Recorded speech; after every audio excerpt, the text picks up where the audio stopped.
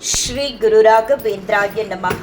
ಎಲ್ಲರಿಗೂ ನನ್ನ ನಮಸ್ಕಾರಗಳನ್ನ ತಿಳಿಸ್ತಾ, ನುಡಿದಂತೆ ನಡೆದ ರಾಯರು.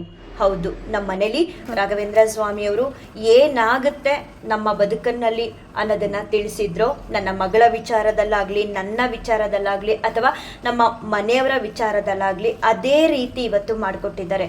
ಎಷ್ಟು ಸಂತೋಷ ಆಗ್ತಿದೆ ನಮಗೆ ಅಂತ ಅಂದರೆ ಅಷ್ಟಿಷ್ಟಲ್ಲ, ನಮ್ಮ ಮನೇಲಿ ನಮ್ಮ ಮೂವರಿಗೂ ರಾಘವೇಂದ್ರ ಸ್ವಾಮಿಯವರೇ ಉಸಿರು. ನಮ್ಮ ಮೂವರ ಸರ್ವಸ್ವವು ರಾಘವೇಂದ್ರ ಸ್ವಾಮಿಯವರೇ. ನಮ್ಮ ಮೂವರ ಬದುಕಲ್ಲಿ ಬೇಕು ಬೇಡಗಳನ್ನ ನೀಡ್ತಿರೋದೇ ರಾಯರು. ನನ್ನ ಮಗಳು ಎಕ್ಸಾಮ್ ಸಮಯದಲ್ಲಿ ನಾನು ರಾಯರ ಹತ್ರ ಬೇಡ್ಕೊಂಡಿದ್ದೆ, ನಾನು ಮತ್ತು ನಮ್ಮ ಮನೆಯವರಿಬ್ಬರು ಕೂಡ. ಸ್ವಾಮಿ, ನಾನು ಹೇಳಿದ್ದೆ ರಾಯರ ಹತ್ರ, ಅವಳು ಎಷ್ಟು ಶ್ರಮಪಟ್ಟು ಓದ್ತಿದ್ದಾಳೆ ಅಂತ ನೀವು ದೇವ್ರ ಮನೇಲಿ ಅಥವಾ ನಮ್ಮ ಮನೇಲಿ ಕೂತು ನೋಡ್ತಾ ಇದ್ದೀರಾ. ನಾನು ಯಾವುದೊಂದೂ ಕೂಡ ಹೇಳೋದು ಬೇಡ, ಅವಳು ಶ್ರಮನ ನೀವು ನೋಡಿದ್ದೀರಾ. ಆ ಶ್ರಮಕ್ಕೆ ತಕ್ಕ ಪ್ರತಿಫಲನ ನೀವು ಕೊಡಬೇಕು. ಅವಳ ಜೊತೆ ಇದ್ದು ನೀವು ಆಶೀರ್ವಾದನ ಮಾಡಬೇಕು, ನಿಮ್ಮ ಬೆಂಬಲ ಬೇಕು ಅವಳಿಗೆ ಅಂತ ನಾನು ಬೇಡ್ಕೊಂಡಾಗ ರಾಯರು ಅಸ್ತು ಅಂತ ಹೇಳಿದರು. ಅದೇ ರೀತಿ ರಿಸಲ್ಟ್ ಅಂತ ಬಂದಾಗ, ಹೋಗು ನಿನ್ನ ಮಗಳಿಗೆ 97% ಬರುತ್ತೆ ಅಂತ ಹೇಳಿದ್ರು. ಹಾಗೆ ಬಂತು, ಮಾತೇ ಆಡಂಗಿಲ್ಲ. ರಾಯರು ಹೇಳಿದಾಗೆ ರಿಸಲ್ಟ್ ಬಂತು. ತುಂಬಾ ಖುಷಿ. ಅದಾದಮೇಲೆ ಅವಳ ಮುಂದಿನ ಎಜುಕೇಷನ್ ಬಗ್ಗೆ ನಾನೇನೋ ಒಂದು ಹೇಳಿದ್ದೆ ರಾಯರ ಹತ್ರ, ಸ್ವಾಮಿ ಹೀಗಿದೆ ನೋಡಿ ಅಂತ ಹೇಳಿ. ಅದಕ್ಕೂ ಕೂಡ ರಾಘವೇಂದ್ರ ಸ್ವಾಮಿಯವರು ಅಸ್ತು ಅಂತ ಹೇಳಿದರು. ಹೇಗೆ ಅಸ್ತು ಅಂತ ಸೂಚನೆ ಕೊಟ್ಟಿದ್ರು ಅಂತ ಅಂದರೆ, ಹುಣ್ಣಿಮೆಲಿ ನಾವು ಸತ್ಯನಾರಾಯಣ ಸ್ವಾಮಿ ಪೂಜೆನ ಮಾಡಿಸ್ತೀವಿ. ನಮ್ಮೂರಲ್ಲಿರುವಂತಹ ಗಣಪತಿ ದೇವಸ್ಥಾನದಲ್ಲಿ ಪ್ರತಿ ಹುಣ್ಣಿಮೆ ದಿನ ಸತ್ಯನಾರಾಯಣ ಸ್ವಾಮಿ ಪೂಜೆನ ಮಾಡ್ತಾರೆ. ಆ ಪೂಜೆಗೆ ಅಂತ ನಾವು 3 ಜನ ಹೋದಾಗ ಅಲ್ಲಿರೋ ಅರ್ಚಕರು ಹೇಳಿದರು, ನಿಮ್ಮ ಮನಸ್ಸಲ್ಲಿರೋದು ಏನಾದರೂ ಒಂದು ಇಷ್ಟಾರ್ಥನ ಬೇಡ್ಕೊಳ್ಳಿ ನಾನು ಆರತಿ ಮಾಡುವಂತಹ ಸಮಯದಲ್ಲಿ ಅಂತ. ನಾನು ರಾಯರಿಗೆ, ಸ್ವಾಮಿ ನಿಮಗೆ ತುಂಬ ದಿನಗಳಿಂದ ಹೇಳಿದ್ದೀನಲ್ಲ, ಅದೇ ವಿಚಾರವಾಗಿ ಈಗ ನಾನು ಸತ್ಯನಾರಾಯಣ ಸ್ವಾಮಿ ಮುಂದೆ ಕೇಳ್ಕೊತೀನಿ, ನೀವು ಇದನ್ನು ಈಡೇರಿಸ್ಕೊಡಿ ಅಂತ ಹೇಳಿಬಿಟ್ಟು ಪ್ರಾರ್ಥನೆನ ಮಾಡಿಕೊಂಡಿದ್ದೆ. ಪ್ರಾರ್ಥನೆಯನ್ನು ಮಾಡಿಕೊಂಡು ನಾನು ಮಂಗಳಾರತಿನ ತಗೊಳ್ಳೋ ಸಮಯಕ್ಕೆ ತೆಂಗಿನಕಾಯಿ ಮೇಲೆ ಚಾಕ್ಲೇಟ್ ಕಲರ್ ಸೇವಂತಿಗೆನ ಇಟ್ಟಿದ್ರು. ಆ ಸೇವಂತಿಗೆ ತುಂಬ ಚೆನ್ನಾಗಿ, ನಾನು ವಿಡಿಯೋ ಮಾಡ್ತಿರ್ಲಿಲ್ಲ, ಆಶೀರ್ವಾದವಾಗಿ ಸಿಕ್ತು. ತುಂಬ ಅಂದರೆ ತುಂಬ ಖುಷಿ ಆಯಿತು. ಅವತ್ತೊಂದು ರೀತಿ ನನಗೆ ಭರವಸೆ, ನಂಬಿಕೆ ಅನ್ನೋದು ಜಾಸ್ತಿ ಆಯಿತು ಈ ಒಂದು ವಿಚಾರದಲ್ಲಿ, ಅಂದರೆ ನನ್ನ ಮಗಳು ಎಜುಕೇಷನ್ ವಿಚಾರದಲ್ಲಿ. ಸರಿ, ನಾನು ಅದನ್ನು ನನ್ನ ಮಗಳಿಗೆ ಮತ್ತು ನಮ್ಮ ಮನೆಯವ್ರಿಗೂ ಕೂಡ ಶೇರ್ ಮಾಡಿದೆ. ಇದನ್ನೇ ನಾನು ಕೇಳಿಕೊಂಡೆ. ಎಲ್ಲರೂ ಅಕ್ಷತೆ ಹೂನ ಹಾಕಿದ್ರು, ಆವಾಗ ಆಶೀರ್ವಾದವಾಗಿ ಹೂವು ಕೊಡಲಿಲ್ಲ. ನಾನು ಹೋಗಿ ಅಕ್ಷತೆ ಹೂವನ್ನ ಹಾಕೋಂಥ ಸಮಯಕ್ಕೆ ಆ ಚಾಕ್ಲೇಟ್ ಕಲರ್ ಸೇವಂತಿಗೆ ಕೆಳಗಡೆ ಬೀಳ್ತು ಅಂತ ಹೇಳಿ ಖುಷಿ ಪಟ್ಟಿದ್ದೆ. ಅದಾದಮೇಲೆ ಎಲ್ಲೋ ಒಂದು ಕಡೆ ಮಿಸ್ ಆಗೋ ಥರ ಇತ್ತು. ನಾನೇನು ರಾಯರ ಹತ್ರ ಬೇಡ್ಕೊಂಡಿದ್ದೆ ಸತ್ಯನಾರಾಯಣ ಸ್ವಾಮಿ ಮುಂದೆ ನಿಂತು, ಅದೆಲ್ಲೋ ಒಂದು ಕಡೆ ಮಿಸ್ ಆಗುತ್ತೇನೋ ಅನ್ನೋ ರೀತಿ ಇತ್ತು. ಆದರೆ ಇವತ್ತು ಅದು ಕೂಡ ಕನ್ಫರ್ಮ್ ಆಯಿತು. ನಾನೇನು ಕೇಳ್ಕೊಂಡಿದ್ದೆ ರಾಯರ ಹತ್ರ ಅದನ್ನು ರಾಯರು ನನ್ನ ಮಗಳಿಗೆ ಕೊಟ್ಟರು. ನಾನಂತೂ ಮಗಳು ರಿಸಲ್ಟ್ ಬಂದ ದಿನ ಹೆಚ್ಚಾಗಿ ಸೆಲೆಬ್ರೇಟ್ ಮಾಡೋಕ್ಕಾಗಿರಲಿಲ್ಲ. ಅವತ್ತೊಂದು ಸಿಚುವೇಶನ್ ಆಗಿತ್ತು. ಅದಾದಮೇಲೆ ಅವಳು ಕೂಡ ಇಂಪ್ರೂವ್ಮೆಂಟ್ ಎಕ್ಸಾಮ್ ತಗೋತೀನಿ ಅಂತ ಹೇಳಿ ಮ್ಯಾಥ್ಸು ಸೈನ್ಸು ಎಕ್ಸಾಮ್ ಬರೆದ್ಲು. ಮೊನ್ನೆ ಒಂದಿತ್ತು, ನಿನ್ನೆ ಒಂದಿತ್ತು, ಕಂಪ್ಲೀಟ್ ಆಯಿತು. ಅದಾದಮೇಲೆ ನಾನು ಮಗಳ ವಿಚಾರದಲ್ಲಿ ಏನು ಕೇಳ್ಕೊಂಡಿದ್ದೆ ರಾಯರ ಹತ್ರ ಅದನ್ನು ಇವತ್ತು ಒಂದು ಅರ್ಧ ಗಂಟೆಗೂ ಮುಂಚೆ ರಾಘವೇಂದ್ರ ಸ್ವಾಮಿಯವರು ಮಾಡಿಕೊಟ್ರು. ಎಷ್ಟು ಸಂತೋಷ ಆಗ್ತಿದೆ ಅಂದರೆ, ನನಗೆ ಊಟ ನಿದ್ರೆ ಯಾವುದೂ ಕೂಡ ಬೇಡ ಅಪ್ಪ, ರಾಯರಿಗೆ ನಾನು ಎಷ್ಟು ಹತ್ತಿರದಲ್ಲಿದ್ದೀನಿ, ರಾಯರು ನನ್ನನ್ನು ಎಷ್ಟು ಪ್ರೀತಿ ಮಾಡ್ತಾರೆ ಅಂತ ತುಂಬಾ ಅತ್ತೇ ಬಿಟ್ಟೆ ನಾನೊಂದು ಸ್ವಲ್ಪ ಹೊತ್ತು. ಸ್ಟಾರ್ಟಿಂಗು ನನಗೆ ನನ್ನ ಮಗಳು ವಿಚಾರದಲ್ಲಿ ರಾಘವೇಂದ್ರ ಸ್ವಾಮಿಯವರು ಕೊಟ್ಟಂಥ ಉಡುಗೊರೆನ ಕೇಳಿಸ್ಕೊಂಡಾಗ ಖುಷಿಪಟ್ಟೆ, ಕುಣಿದಾಡಿದೆ, ಸಂಭ್ರಮಿಸಿದೆ. ಅದಾದಮೇಲೆ ಸಡನ್ನಾಗಿ ಹತ್ಬಿಟ್ಟೆ. ಸ್ವಾಮಿ, ನನ್ನನ್ನು ಎಷ್ಟು ಇಷ್ಟಪಡ್ತೀರಾ ನೀವು. ಇವತ್ತಿನವರೆಗೂ ಸತ್ಯವಾಗ್ಲೂ ನಾನು ಹೇಳ್ತಾ ಇದ್ದೀನಿ, ರಾಘವೇಂದ್ರ ಸ್ವಾಮಿಯವ್ರ ಹತ್ರ ನಮ್ಮ ಮನೇಲಿ ನಾವೇನು ಬೇಡ್ಕೊಂಡಿದ್ದೀವೋ ಅಥವಾ ನಾವು ಕೇಳ್ದೇನೆ ಎಷ್ಟೊಂದು ನಮಗೆ ರಾಘವೇಂದ್ರ ಸ್ವಾಮಿಯವರು ಕೊಡ್ತಾ ಬಂದಿದ್ದಾರೆ. ಇನ್ನು ಕೇಳ್ಕೊಂಡಿರೋದನ್ನ ಇಲ್ಲ ಅಂತ ಹೇಳ್ತಾರಾ? ಅವತ್ತು ನಾವು ಗುರುವಾರದ ಪೂಜೆಯಲ್ಲಿ ಕೇಳ್ಕೊಂಡಾಗ ರಾಘವೇಂದ್ರ ಸ್ವಾಮಿಯವರು ಅಸ್ತು ಅಂತ ಹೇಳಿದರು. ನುಡಿದಂತೆ ಇವತ್ತು ನಮ್ಮ ಮನೇಲಿ ನಡ್ಕೊಂಡಿದ್ದಾರೆ. ಸಿಕ್ಕಾಬಟ್ಟೆ ಅಂದರೆ ಸಿಕ್ಕಾಬಟ್ಟೆ ಖುಷಿ ಆಗ್ತಿದೆ. ಈ ಕ್ಷಣಕ್ಕೂ ನಾನು ರಾಯರ ಹತ್ರ ಕೇಳ್ಕೊಳ್ಳೋದು, ಸ್ವಾಮಿ ಇದಕ್ಕಿಂತ ಹೆಚ್ಚಿನ ಪ್ರೀತಿನ ನಾನು ಗಳಿಸ್ಬೇಕು ನಿಮ್ಮ ಹತ್ರ. ಅದಕ್ಕೋಸ್ಕರ ನಾನು ಹಗಲು ರಾತ್ರಿ ಎಷ್ಟು ಸೇವೆ ಬೇಕಾದರೂ ಮಾಡ್ತೀನಿ. ಆದರೆ ಆ ಮಾಡುವಂತಹ ಮನಸ್ಸನ್ನ ನೀವು ಕೊಡಬೇಕು, ನನ್ನೊಳಗಡೆ ಭಕ್ತಿನ ನೀವು ಕೊಡಬೇಕು ಸ್ವಾಮಿ. ನಿಮ್ಮ ಪ್ರೀತಿ ಹೀಗೆ ಇರಲಿ, ನಿಮ್ಮ ಸೇವೆಗೆ ನಾನು ಸದಾ ಸಿದ್ಧ ಅಂತ ಹೇಳಿದೆ. ಪೋಸ್ಟ್ ಕೂಡ ಹಾಕ್ತೆ, ಇವಾಗ ವಿಡಿಯೋದಲ್ಲಿ ಕೂಡ ಹೇಳ್ತಾ ಇದ್ದೀನಿ. ಅಂತಹ ಒಂದು ಅನುಗ್ರಹನ ರಾಘವೇಂದ್ರ ಸ್ವಾಮಿಯವರು ನನ್ನ ಮಗಳ ಬದುಕಲ್ಲಿ ಮತ್ತು ನಮ್ಮ ಮನೆಗೆ ನೀಡಿದ್ದಾರೆ. ಸಿಕ್ಕಾಬಟ್ಟೆ ಸಂತೋಷ ಆಗ್ತಿದೆ. ನಾನು ಈ ವಿಡಿಯೋ ಮುಖಾಂತರ ಪ್ರತಿಯೊಬ್ಬರಿಗೂ, ಯಾರೆಲ್ಲ ಈ ವಿಡಿಯೋ ನೋಡ್ತಿದ್ದೀರಾ ಅವ್ರಿಗೆ ಹೇಳೋದು, ನಿಮ್ಮಲ್ಲಿ ಭಕ್ತಿ ಶ್ರದ್ಧೆ ನಿಷ್ಠೆ ಅನ್ನೋದೊಂದಿದ್ರೆ ರಾಘವೇಂದ್ರ ಸ್ವಾಮಿಯವ್ರಿಗೆ ನೀವು ಹತ್ರ ಆದರೆ ಯಾವುದನ್ನೂ ಕೂಡ ರಾಯರು ಕೊಡಲ್ಲ ಅಂತ ಹೇಳಲ್ಲ, ಕೊಟ್ಟೇ ಕೊಡ್ತಾರೆ. ಕೆಲವೊಂದೊಂದು ತಡ ಆಗ್ಬೋದು, ಆದರೆ ಇಲ್ಲ ಅನ್ನೋ ಮಾತೇ ಇಲ್ಲ ಅವ್ರ ಹತ್ರ. ಯಾವ ಪ್ರಾಬ್ಲಮ್ಮು ಕೂಡ ಸಾಲ್ವ್ ಆಗಲ್ಲ ರಾಯರಿಂದ ಅನ್ನೋ ಹಾಗೇ ಇಲ್ಲ. ಎಲ್ಲವನ್ನು ಎಲ್ಲವನ್ನು ಕೊಡ್ತಾರೆ. ಆದರೆ ನಮ್ಮ ಭಕ್ತಿ ಪರಿಶುದ್ಧವಾಗಿರಬೇಕು, ನಮ್ಮ ಶ್ರದ್ಧೆ ಅವ್ರಿಗೆ ಇಷ್ಟ ಆಗಬೇಕು, ನಮ್ಮ ನಿಷ್ಠೆ ಅವ್ರಿಗೆ ಇಷ್ಟ ಆಗಬೇಕು. ನಮ್ಮ ಭಕ್ತಿ ರಾಯರಿಗೆ ಇಷ್ಟ ಆಗಿ ನಾವು ಅವ್ರಿಗೆ ಹತ್ರ ಆಯಿತು ಅಂತ ಅಂದರೆ ಯಾರು ಮುಂದೆನೂ ತಲೆ ತಗ್ಸ ಹಾಗೆ ಇಲ್ಲ.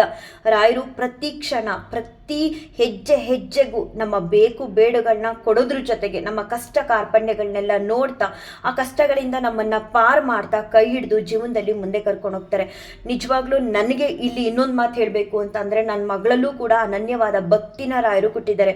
ಅವ್ರ ರಾಯರಿಗೆ ಗಂಧ ಲೇಪನ ಮಾಡೋದಾಗಲಿ, ಅಥವಾ ನಾನು ದೇವ್ರ ಮನೆಗೆ ಹೋಗೋ ಹಾಗಿಲ್ಲ ಅಂದಾಗ ರಾಯರಿಗೆ ಏನೋ ಒಂದು ತುಪ್ಪದ ದೀಪ ಹಚ್ಚೋದಾಗಲಿ, ಪ್ರತಿ ಗುರುವಾರ ನಾನು ಸೇವೆ ಮಾಡೋ ಹಾಗೆ ಮಾಡದೇ ಇದ್ರೂ ಮಡಿಯಿಂದ ಬಂದು 2 ತುಪ್ಪದ ದೀಪನ ಹಚ್ಚುತ್ತಾಳೆ. ರಾಯರಿಗೆ ಸಂಬಂಧಪಟ್ಟಂತಹ ಸ್ತೋತ್ರಗಳನ್ನ ಪಾರಾಯಣ ಮಾಡ್ತಾಳೆ. ರಾಯರೇ ನನಗೆ ಹೇಳ್ಕೊಟ್ಟಿದ್ರು, ಮಗಳಿಗೆ ಈ ಸ್ತೋತ್ರ ಪಾರಾಯಣನ ಮಾಡೋಕ್ಕೆ ಹೇಳು ಅಂತ. ಒಂದೊಂದು ರಾಯರು ತಿಳಿಸೋ ಸೂಚನೆ ಹಿಂದೆ ಕೂಡ ಒಂದೊಂದು ದೊಡ್ಡ ದೊಡ್ಡ ಉದ್ದೇಶಗಳಿರುತ್ತೆ. ಅದು ನಮಗೆ ಆ ಕ್ಷಣಕ್ಕೆ ಅರ್ಥ ಆಗೋದಿಲ್ಲ. ಅರ್ಥ ಆದಾಗ ಕಣ್ಣಲ್ಲಿ ನೀರು ಅಷ್ಟಿಷ್ಟಲ್ಲ ಬರೋದು, ಸಂತೋಷಕ್ಕಷ್ಟೇ, ದುಃಖಕ್ಕಲ್ಲ, ಸಂತೋಷಕ್ಕೆ. ಅಷ್ಟು ರಾಯರು ನಮಗೆ ಅನುಗ್ರಹ ಆಶೀರ್ವಾದನ ಮಾಡ್ತಾರೆ. ನಂಬಿಕೆ ರಾಯರ ಮೇಲೆ, ಅಷ್ಟೇ ಭಕ್ತಿ, ಅಷ್ಟೇ ಸಮಯ, ಅಷ್ಟೇ ಅವ್ರ ಜೊತೆ ಮಾತು.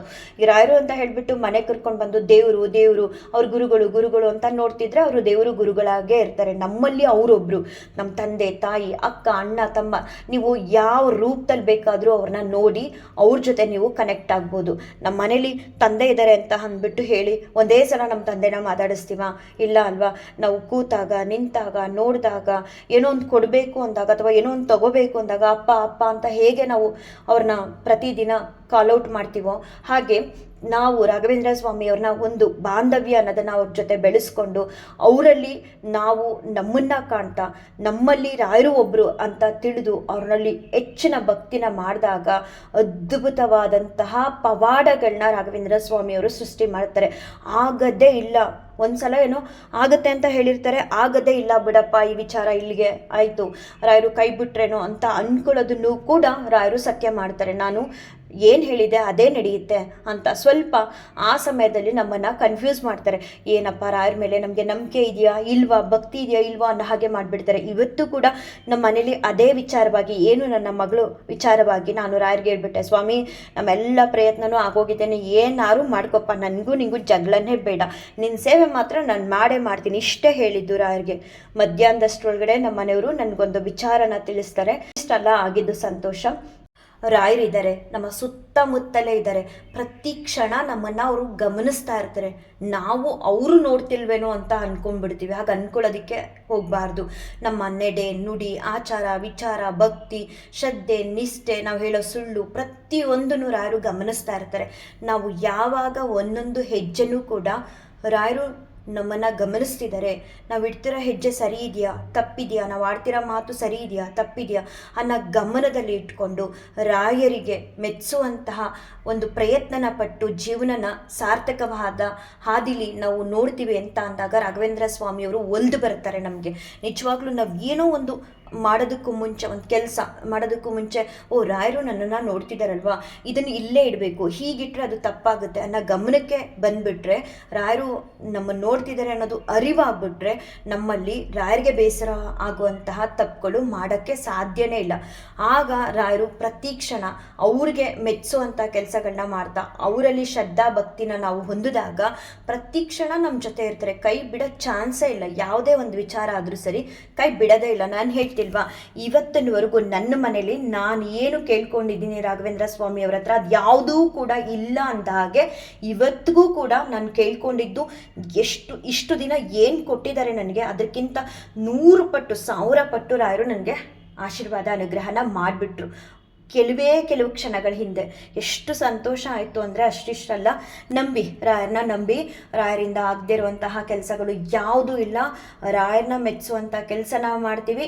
ನಾವು ರಾಯರಿಗೆ ಭಕ್ತರು, ರಾಯರು ನಮ್ಮನ್ನು ನೋಡ್ತಿರ್ತಾರೆ ಅಂತ ಹೇಳಿ ಅವರ ಸೇವೆನ ಮಾಡ್ತಾ ಹೋದರೆ ಖಂಡಿತ ನಿಮ್ಮೆಲ್ಲರ ಬದುಕಲ್ಲೂ ಕೂಡ ರಾಘವೇಂದ್ರ ಸ್ವಾಮಿಯವರು ನನಗಿಂತ ಹೆಚ್ಚಿನ ಅನುಗ್ರಹನ ಆಶೀರ್ವಾದನ ಮಾಡ್ತಾರೆ. ತುಂಬ ಅಂದರೆ ತುಂಬ ಖುಷಿಯಾಯಿತು.